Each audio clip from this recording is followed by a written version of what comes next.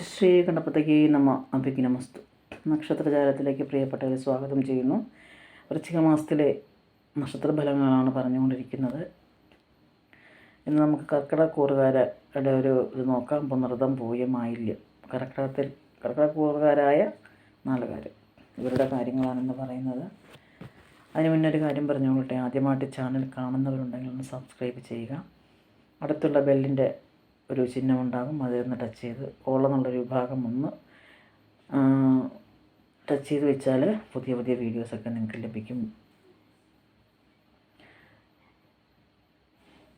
സ്വയം തൊഴിലിൽ ധനനഷ്ടം ഉണ്ടാകും. സ്വയം തൊഴിൽ കൊണ്ട് എന്തെങ്കിലും ഒക്കെ ചെറിയ ചെറിയ ബിസിനസ്സുകൾ ചെയ്യുന്നുണ്ടെങ്കിൽ ധനനഷ്ടമുള്ളതായി കാണുന്നു. ശാരീരികവും മാനസികവുമായ ഒരു ക്ഷീണമുണ്ടാകും.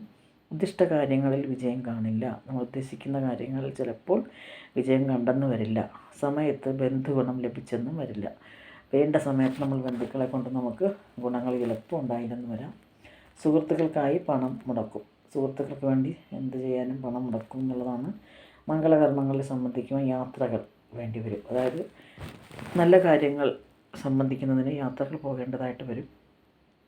മാതൃജനങ്ങൾക്കോ അരിഷ്ടത, അതായത് മാതൃജനം എന്ന് വെച്ചാൽ അമ്മയ്ക്ക് സമാനമായ അമ്മയ്ക്കോ ആർക്കെങ്കിലുമൊക്കെ അരിഷ്ടത ഉണ്ടാകാൻ സാധ്യതയുണ്ട്. മാസമാദ്യത്തിന് ശേഷം സ്വത്ത് സംബന്ധമായ തർക്കത്തിൽ തീരുമാനമുണ്ടാകും. അതായത് മാസം പകുതിക്ക് ശേഷം സ്വത്ത് സംബന്ധമായ തർക്കത്തിൽ തീരുമാനമുണ്ടാകും. വിദേശത്ത് നിന്ന് നാട്ടിൽ തിരിച്ചെത്തും.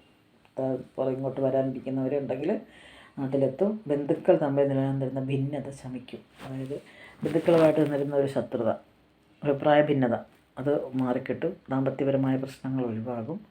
പണം നൽകുന്നവരിൽ നിന്ന് അലട്ടൽ നേരിടേണ്ടി വരും. അതായത് ഭാര്യാഭർത്തൃ ബന്ധത്തിലുള്ള പ്രശ്നങ്ങൾക്ക് ഒഴിവാകും.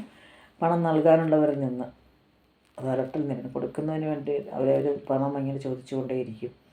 സന്താനങ്ങൾക്ക് അരിഷ്ടത ഉണ്ടാകാൻ സാധ്യതയുണ്ട്. മാസം അവസാനത്തോടെ മത്സര പരീക്ഷകളിലും ഇൻ്റർവ്യൂവിലൊക്കെ